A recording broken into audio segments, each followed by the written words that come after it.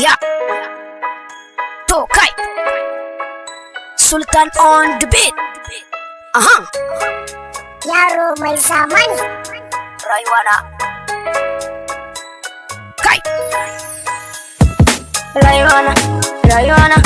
Sultan na tuno da rayuwana.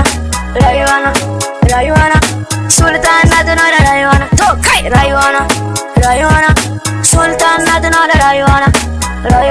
Kai rayuwana.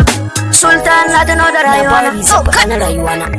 An haife ni ne garin Kanawa. Kano ta daba sai ku ce tumbi na giwa. Sai muka koma zantar garin da magarawa. Karatu na ya fara a garin da magarawa. Rayuwana.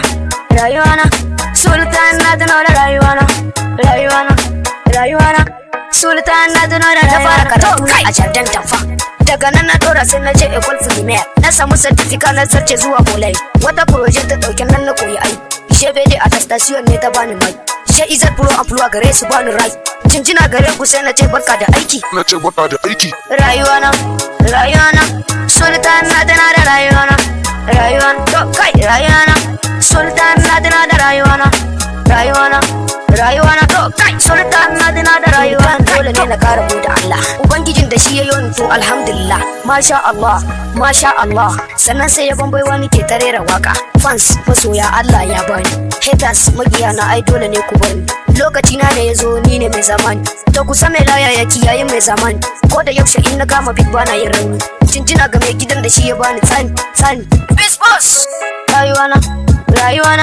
Sultan na tuno da rayuwana. Kai rayuwana. Sultan na tuno da rayuwana. Kai rayuwana. Sultan na tuno da rayuwana. Kai to rayuwana.